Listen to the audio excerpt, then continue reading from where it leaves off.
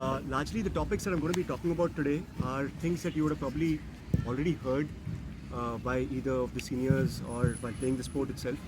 But I just decided to kind of touch base on some of these pointers today, simply because as you move forward playing the sport, one gets to, they tend to drift away from the basics, the fundamentals, the building blocks, right? So it's one of the first topics I want to start talking about is the importance of pivoting, right? Now, many of us would have found ourselves on the sidelines, while we have a very heavy mark on us, the stall count goes high. We slowly realize that our legs are getting frozen, right? The fear starts building in. We start doubting our capability to do anything, and we're just frozen there, right? Or for example, you don't even, or you're not aware that pivoting is even an option, right? And you kind of get stuck over there, and before you know it, it's stalled out, right? Now, I would quickly want to call out someone and just ask them the importance of pivoting. So, Kanwa. So you can move. So you can move longer. What's the importance of pivoting? You can move longer. Okay, okay. Pranav? Yeah, I think you can, like, when you release the disc, you can fake your opponent and throw the other side. Right. So absolutely. So one of the main points of pivoting is largely to take the disc away from your defender, right?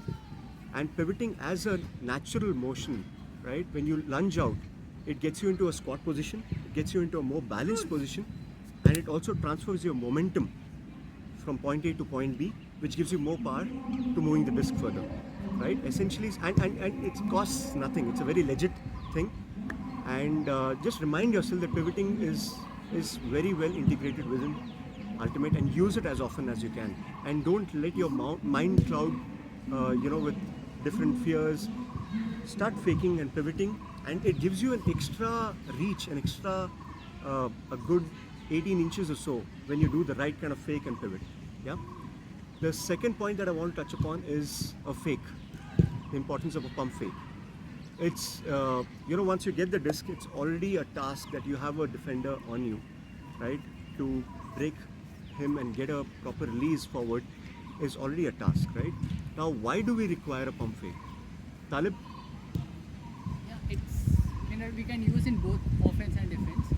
So in defense point of like if I'm an offensive player, so I'll fake if I'm marking the person, I'll fake him to a break side and get my friend open. If he's more pinching towards my open, I'll take to a break side so that he comes over here and I get an open pass. Absolutely. And if my runner is running too deep and if I don't have that shot, I'll pump fake it, calling me, and then. Exactly. I think Talib covered both the points beautifully. Each time, as we play a full field Ultimate, sometimes it becomes very, very hard for us to communicate with the person going deep, right? You can't scream out, you can't voice out. So, pump fake is one of the silent communications that you have, right? Once you see you do not have an option of a person running deep, pump fake. That's your way of communicating. No, I do not have you as an option. Give me another option, right? Pump fake also to get your defense off guard, right? Make them believe that you're going to be throwing on one direction. Put in your energy into doing the throw, but pump fake, and automatically you'll realize that a whole new side of the field is open now, right? The people who were marked earlier are completely free and available now. Yeah. One of the drills that I would definitely recommend to all the freshers for both pivoting and pump faking is to get on to is the 3-man drill. Do it time and time and again. It's only going to get you better at both pivoting and pump faking. Yeah. The other point I want to talk about is immersing yourself. So this has two sub points. What I mean by immersing yourself is the first one being practice sessions, right? Now, Ultimate is largely a skill-based game. I cannot tell you the importance of attending practice sessions. Whether it's a senior player or a junior player, attending practice teaches you something new always. Every practice session, once you give it your 110%, you'll see the transition so smooth into a game. You'll see the your own efficacy of how impactful you are on the game, and the chemistry that you build in each practice session with your teammates is invaluable. So attend practice sessions, get up, cleat up and show up every single time. Yeah. The second thing I want to talk about is watching videos, to all the youngsters, to everybody. Watching videos, watching your peers, right? I remember when I started this game, backhands came very naturally. It was a simple throw. We learned backhands very quickly. Forehands was something that was taking quite a few of us a long time to get, right? I remember at that particular period, of course, we had our trial and errors. We had a lot of people come and teach us. But one of the things that I observed was when I started watching people who have been playing the sport for a longer period of time, by just observing what exactly are they doing, what is the motion, where are they flicking, where are they breaking the wrist. So these things, just by mimicking them in the beginning and then finding my own style, right? It really helped me, understand how I can get better at that throw. The second thing is watching videos, watching different kind of plays, watching how people position themselves. What is it that I can learn from that?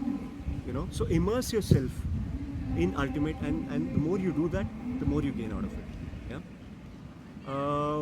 The other point I want to talk about is having fun while playing. Right? I mean, it's easier said than done. Everyone likes winning. Everybody, simply because it kind of shows that you put in the hard work and it paid off. Right? It also gives you a certain sense of accomplishment. Right? But failures, that's where the real learning is. I've had people come to me and they've shared their experiences of leading a team, failing in that season, but learning lessons which were so invaluable to them. Right? Do you guys agree that you only learn to catch after you failed to drop? Right? You only learn to catch after you've missed so many catches. You only you learn to throw when you've dished the frisbee to the ground 100 times, right? So come onto the ground, give it your 100%. Winning or losing is a byproduct. Leave the ground knowing that you've given it your 100%, always. What happens after that is not in your control, right? So have fun while you're doing that. Yeah. And another touch point is catching with both your hands. Always. Imagine you're standing straight. Pick up your hands, both your hands, and draw a circle around your body, right? Now this area, this imaginary circle, is an area where at all points try and catch it with both your hands, whether it's up, side or down, right? Try going in for a single hand only when you know that you need those extra few inches, right? When you know that it's a little away or outside this circle, right? Then you can probably go in and attempt at those single hand. Otherwise, always catch up with both your hands. It's the only assurance you have that you are going to get the disc. It's a sure fact that you have a better grip, right? And the last thing I would like to end it with is always keep your eye on the disc. Today we had a couple of examples. I'm going to take my own example. I was in the end zone here, and Tanva, I think, passed it to Ananya. I tried bidding in for it.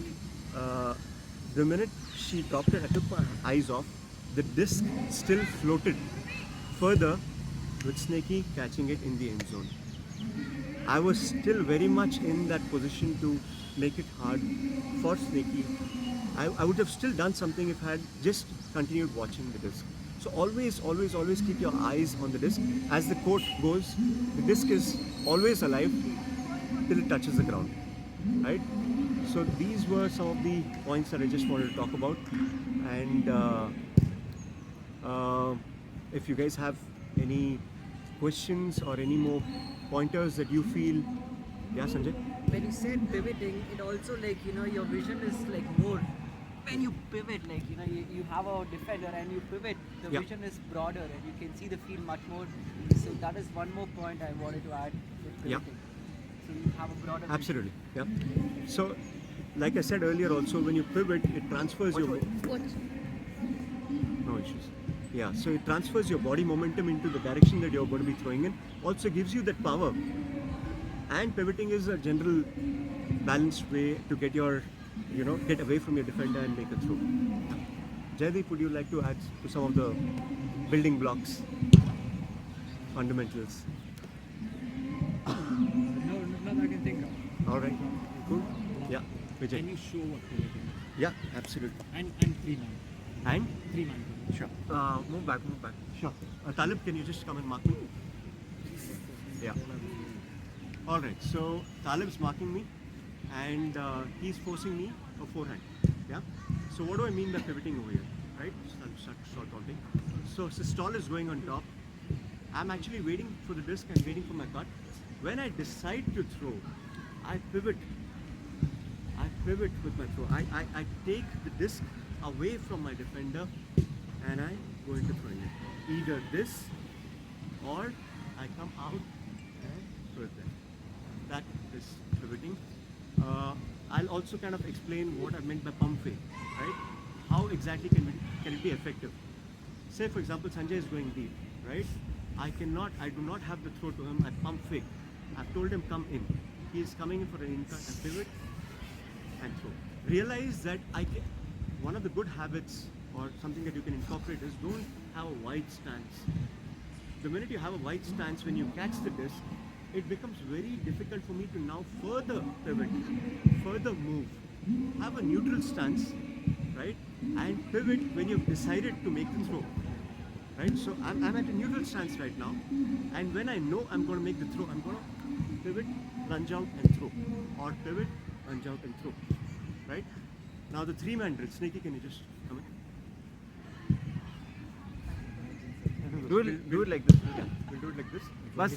So this Snaky, is come in. a- Snaky, this come in. is a particular More drill. in. More in. Yeah. This is a particular Don't- drill yeah. which we also call 3-man, or we call it as survivor.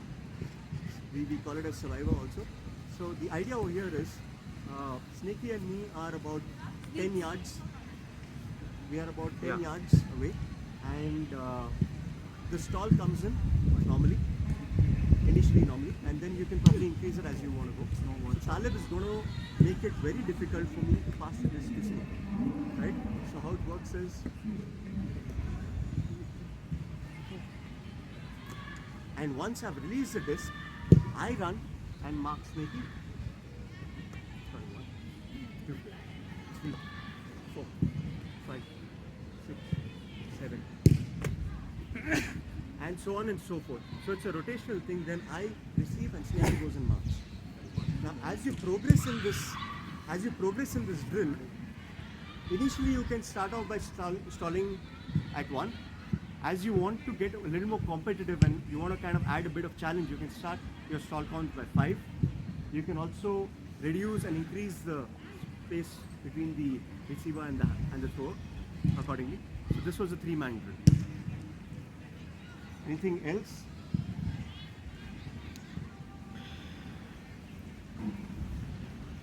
Any other questions? Any other inputs? I had one observation in today's game. Yeah. The point where I could get 5 Ds with the close distance, as you brought pivoting thing, generally everyone thinks pivoting is only towards your side or back. It's also Snaky, move back.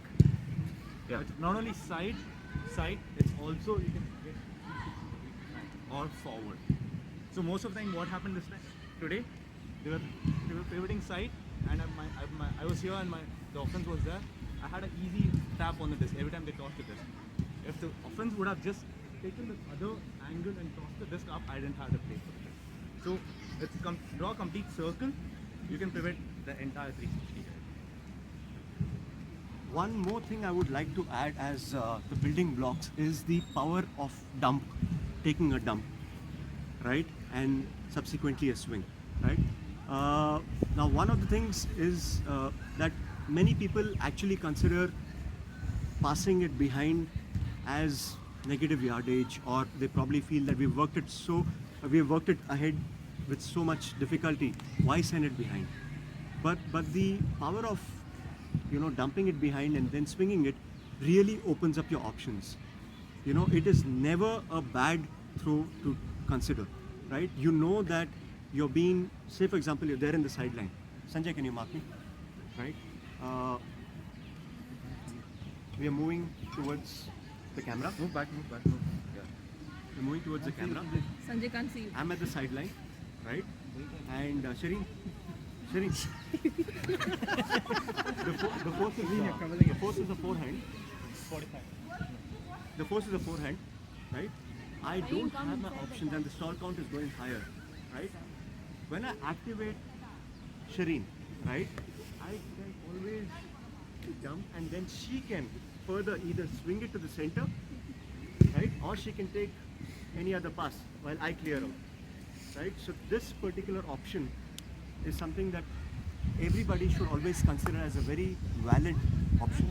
A dump is never something that you can just take for granted, right? Thanks. Yeah, that's all that I want.